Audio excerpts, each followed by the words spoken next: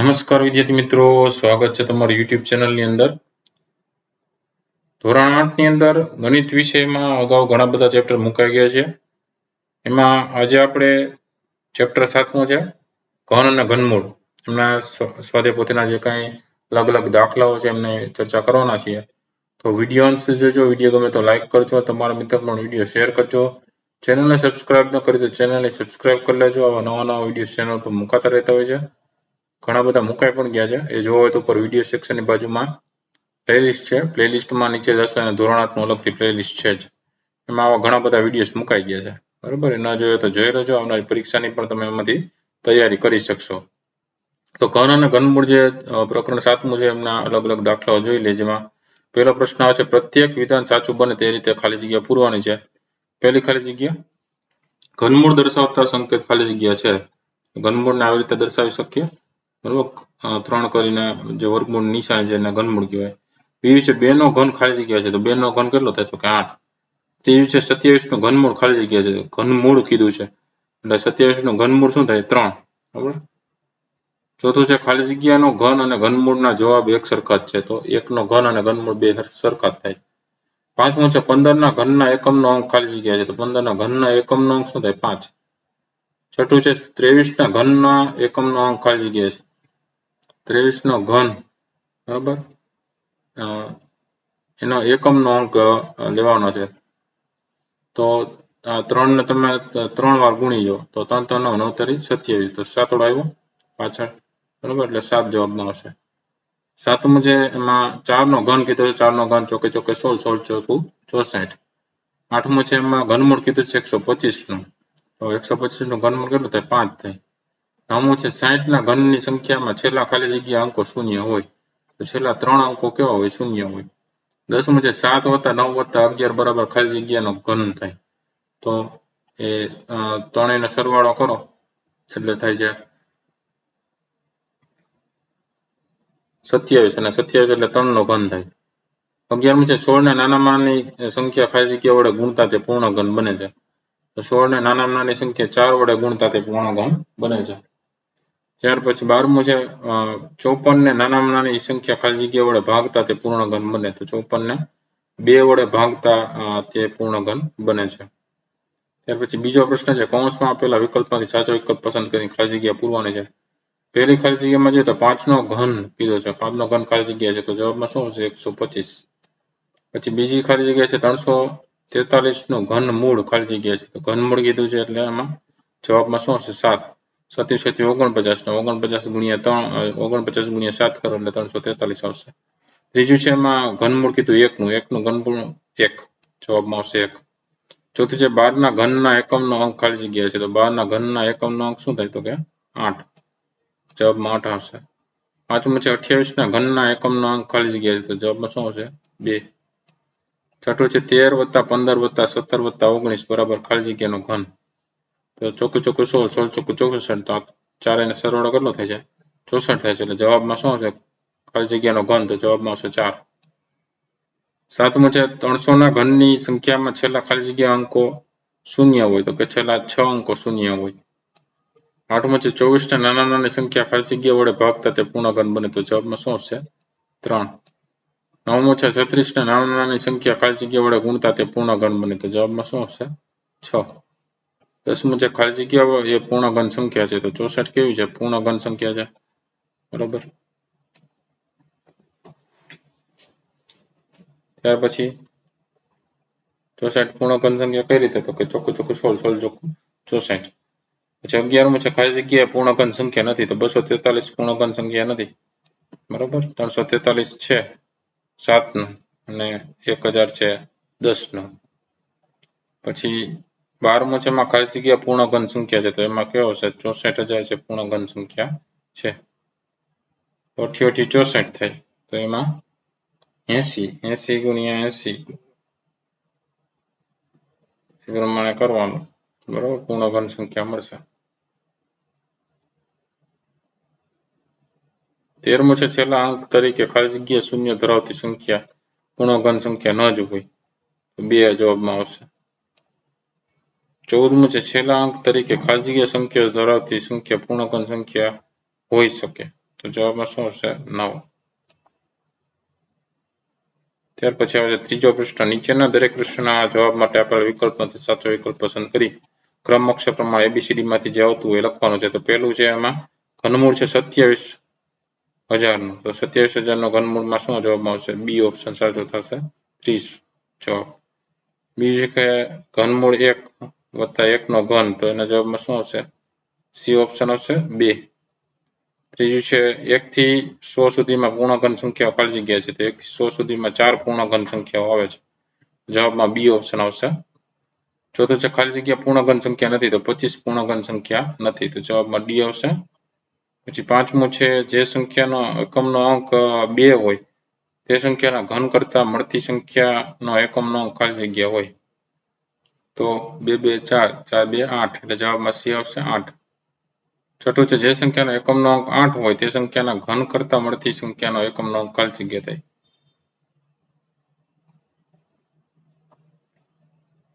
જવાબમાં આવશે 2 એટલે સી ઓપ્શન આવશે। સાતમું છે જે સંખ્યાનો એકમનો અંક 3 હોય તે સંખ્યાના ઘન કરતા મળતી સંખ્યાના એકમનો અંક ખાલી જગ્યા હોય, જવાબમાં 7 આવશે એટલે જવાબમાં બી આવશે। આઠમું છે જે સંખ્યાનો એકમનો અંક 7 હોય તો તે સંખ્યાના ઘન કરતા મળતી સંખ્યાના એકમનો અંક ખાલી જગ્યા હોય, તેના જવાબમાં 3 આવે, તો જવાબમાં બી આવશે। એટલે 2 હોય તો 8 આવે, 8 હોય તો 2 આવે, એ જ રીતે 3 હોય તો 7 આવે અને 7 હોય તો 3 આવે, યાદ રાખવાનું, બરાબર। પછી નવમી ખાલી જગ્યામાં જોઈએ કે જે સંખ્યાના એકમનો અંક આપણે આપ્યો છે 1 4 5 6 9 અને 0 હોય તે સંખ્યાના ઘન કરતા મળતી સંખ્યાના એકમનો અંક ખાલી જગ્યા હોય, તો જવાબમાં ડી આવશે કે તે જ સંખ્યાના એકમનો અંક હોય। દસમું છે જે સંખ્યાના એકમનો અંક 0 હોય તે સંખ્યાનો ઘન કરતા મળતી સંખ્યાના છેલ્લા ખાલી જગ્યા અંકો 0 હોય, તો છેલ્લા 3 અંકો 0 હોય, જવાબમાં ડી આવશે। 11મું છે પૂર્ણ ઘન સંખ્યા 39,304 ના ઘનમૂળનો એકમનો અંક ખાલી જગ્યા હોય, તો જવાબમાં એ આવશે 4।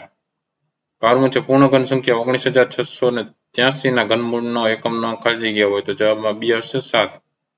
13મું છે પૂર્ણ ઘન સંખ્યા 24,389 ના ઘનમૂળનો એકમનો અંક ખાલી જગ્યા હોય, તો જવાબમાં એ આવશે 9। 14મું છે પૂર્ણ ઘન સંખ્યા 42,875 ના ઘનમૂળનો એકમનો અંક ખાલી જગ્યા હોય, તો જવાબમાં બી આવશે 5। 15મું છે ઘનમૂળ કરવાનો 512 નું, તો જવાબમાં બી આવશે 8। 16મું છે 1 નો ઘન ગુણ્યા 2 નો ઘન ગુણ્યા 3 નો ઘન નું ઘનમૂળ ખાલી જગ્યા છે, તો જવાબમાં સી આવશે 6। 17મું છે 5 નો ઘન ગુણ્યા 4 નો ઘન ગુણ્યા 3 નો ઘન નું ઘનમૂળ ખાલી જગ્યા છે, તો જવાબમાં સી આવશે 60।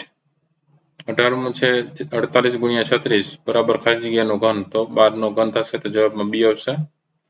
19મું છે 32 ને નાનામાં નાની સંખ્યા ખાલી જગ્યા વડે ગુણવાથી તે પૂર્ણ ઘન બને, તો જવાબમાં એ આવશે 2। 20મું છે 81 ને નાનામાં નાની સંખ્યા ખાલી જગ્યા વડે ભાગવાથી તે પૂર્ણ ઘન સંખ્યા બને, તો જવાબમાં બી આવશે 3। 21મું છે 1 ના ઘનમૂળનું ઘનમૂળ ખાલી જગ્યા છે, તો જવાબમાં 1 આવશે, તો જવાબમાં સી ઓપ્શન। 22મું છે 8 નો વર્ગ બરાબર ખાલી જગ્યાનો ઘન, તો 4 નો ઘન થશે, 8 નો વર્ગ 64 અને 4 નો ઘન 64, તો જવાબમાં ડી આવશે 4। 23મું છે 8/125 નું ઘનમૂળ ખાલી જગ્યા છે, તો જવાબમાં ડી આવશે 2/5, અને 2 2 4 4 2 8 થાય અને 5 5 25 25 5 125।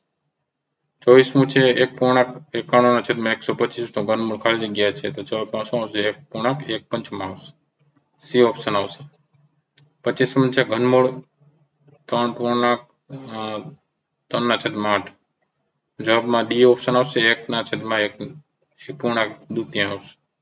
24મું છે ઘનમૂળ 216/343, તેના જવાબમાં ઘનમૂળ કરીએ તો 6 6 36 36 6 1 216 37 37 49 49 ગુણ્યા 7 એટલે 343, જવાબમાં સી ઓપ્શન આવશે 6/7। ત્યાર પછી હવે જોઈએ પ્રશ્ન નંબર 4, નીચેના વિધાનો ખરા છે કે ખોટા તે લખવાનું છે। તો પેલું છે 16 એ પૂર્ણ ઘન સંખ્યા છે, તો જવાબમાં શું આવશે? ખોટું। બીજું છે 25 નું ઘનમૂળ 5 છે, તો જવાબમાં આવશે ખોટું। ત્રીજું છે 64 નું ઘનમૂળ 2 છે, તો જવાબમાં આવશે ખોટું। ચોથું છે 1/8 નું ઘનમૂળ 1/2 છે, તો જવાબમાં આવશે સાચું એટલે ખરું। પાંચમું છે 100 ને 4 વડે ભાગતા મળતી સંખ્યા પૂર્ણ ઘન છે, તો જવાબમાં આવશે ખોટું। છઠ્ઠું છે 125 નું ઘનમૂળ -5 છે, તો જવાબમાં આવશે ખોટું। સાતમું છે 1 નું ઘનમૂળ 1 છે, તો જવાબમાં આવશે સાચું એટલે ખરું। આઠમું છે ઘનમૂળ 9 નું તો 3 થાય તો જવાબમાં આવશે ખોટું. નવમું છે 625 પૂર્ણ ઘન સંખ્યા છે તો જવાબમાં આવશે ખોટું.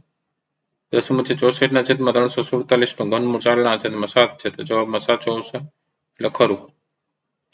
5મો દાખલો જોઈએ. નીચેના સંખ્યાઓના ઘનના એકમનો અંક લખવાનો છે. તો 12 નો ઘન એનો એકમનો અંક શું થાય? 2 2 4 4 2 8 એટલે જવાબમાં 8 આવશે.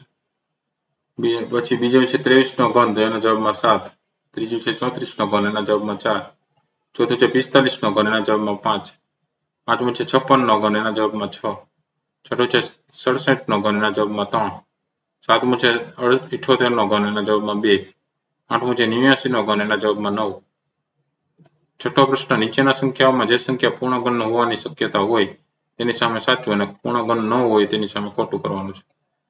તો 27,000 માં સાચું, 6400 માં ખોટું, 1,25,000 માં સાચું, પછી 10,000 માં ખોટું, 1 લાખ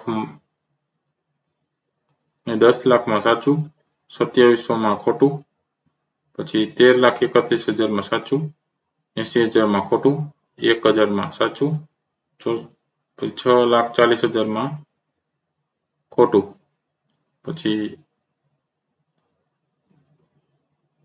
12 કરોડ ને 50 લાખ એમાં સાચું, 800 માં ખોટું. સાતમામાં જવાબ લખો. એમાં પેલું છે 3 એટલે ઘનમૂળ કાઢવાનો છે. 8 નું ઘનમૂળ 2, બીજું છે એમાં 27 નું ઘનમૂળ 3, ત્રીજામાં આપ્યું 64 નું ઘનમૂળ 4, ચોથામાં 125 નું ઘનમૂળ 5, પાંચમામાં 216 નું ઘનમૂળ 6, છઠ્ઠામાં 343 નું ઘનમૂળ 7, સાતમામાં 512 નું ઘનમૂળ 8, આઠમામાં 729 નું ઘનમૂળ 9, નવમામાં 1000 નું ઘનમૂળ 10.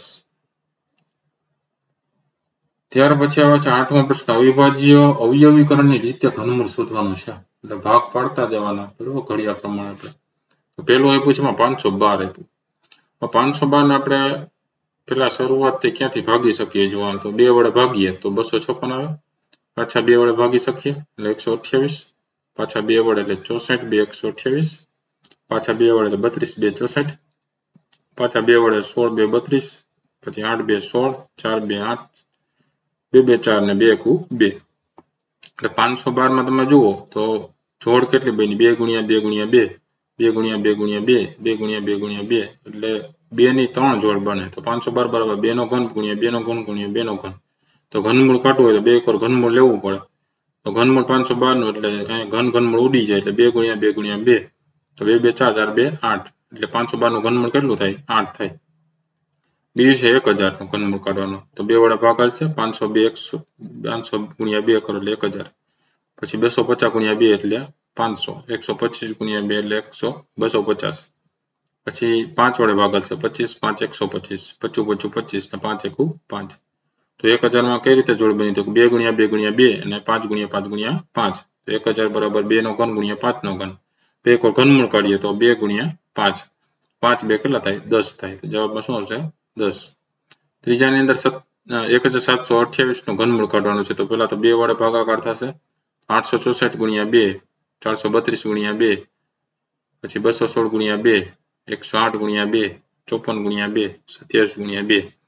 હવે 27 ને ભાગવા માટે 3 વડે 9 તેરી 27 ને 3 3 9 ને 3 1 3.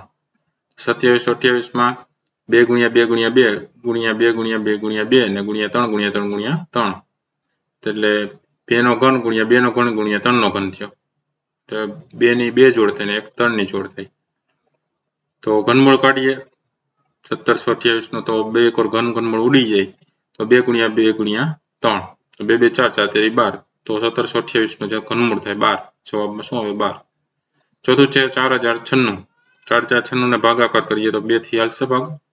2048 ગુણ્યા 2 કરો 1024 ગુણ્યા 2, 512 ગુણ્યા 2, 256 ગુણ્યા 2, 128 ગુણ્યા 2, 64 2 128, 32 2 64, 16 2 8 2 16, 4 2 8, 2 2 4 ને 2 1 2. તો 4096 માં કઈ રીતે થાય? તો કે 4 જોડ થાય 2 ગુણ્યા 2 ગુણ્યા 2 વાળી. 2 નો ઘન ગુણ્યા 2 નો ઘન ગુણ્યા 2 નો ઘન ગુણ્યા 2 નો ઘન. 2 ગુણ્યા 2 ગુણ્યા 2 ગુણ્યા 2 ઘનમૂળ કરીએ તો 2 2 4 4 2 8 અને 2 16. તો 4096 નું ઘનમૂળ શું થાય? 16 જવાબમાં આવશે.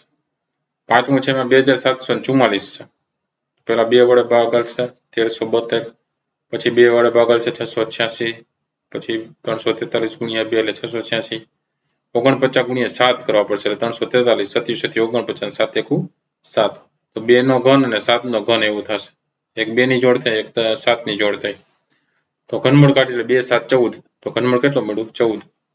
છઠ્ઠામાં 3375 છે, 3 વડે ભાગાકાર છે 1125 અને 3 વડે ગુણ્યા એટલે 3375. 375 ગુણ્યા 3 કરો એટલે 1125. 125 ગુણ્યા 3 એટલે 375.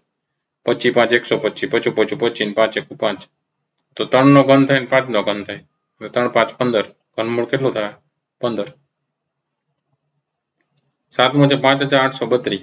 તો પેલા 2 વડે ભાગાકાર છે 2916 ગુણ્યા 2, 1458 ગુણ્યા 2, 729 ગુણ્યા 2, પછી 3 વડે ભાગાકાર છે 243 ગુણ્યા 3, 81 13 243, 27 13 81, 9 9 27, 3 3 9 ને 3 1 3.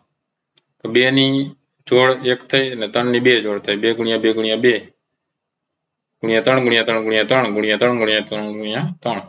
2 નો ઘન ગુણ્યા 3 નો ઘન ગુણ્યા 3 નો ઘન. હવે 2 પર ઘનમૂળ કાઢીએ એટલે 2 તેરી 6, 6 તેરી 18. તો ઘનમૂળ કેટલું મળ્યું? 18. 8મા દાખલામાં 10648 છે અને 2 વડે ભાગીએ તો 5324. પાછા 2 વડે ભાગીએ તો 2662. પાછા 2 વડે ભાગીએ એટલે 1331. હવે 11 વડે ભાગાકાર છે 121 ગુણ્યા 11 કરો એટલે 1331. 11 ગુણ્યા 11 કરો એટલે 121 ને 11 1 11.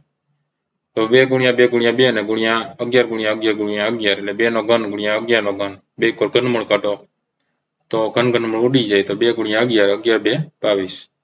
તો એનો ઘનમૂળ કેટલો મળ્યો જવાબમાં? 22. હવે આવે છે 9મો દાખલો. નીચેના પ્રશ્નના જવાબ આપો. જેમાં પહેલો દાખલો જોઈએ કે 864 નાનામાં નાની કઈ સંખ્યા વડે ગુણવાથી તે પૂર્ણ ઘન સંખ્યા બને.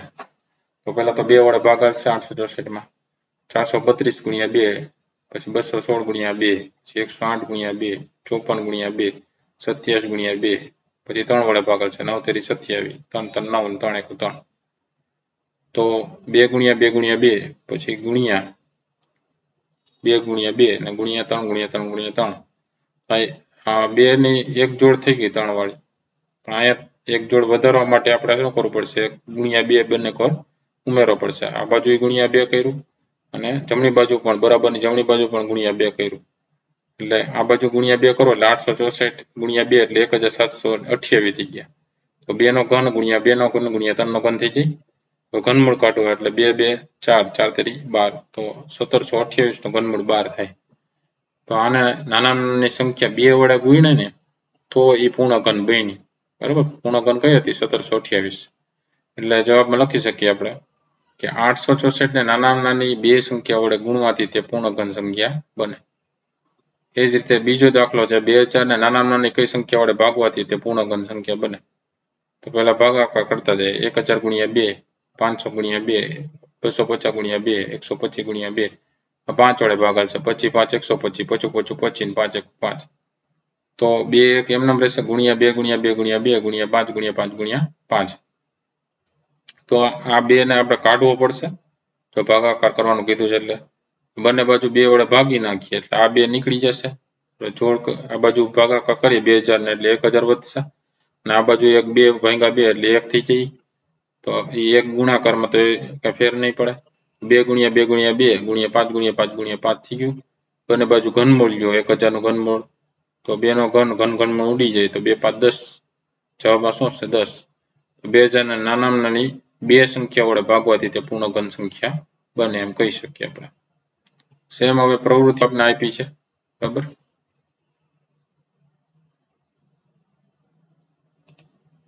તો પ્રવૃત્તિની અંદર આપણે જોતા જઈએ. જેમ કે પહેલું છે ઘનમૂળ શોધો.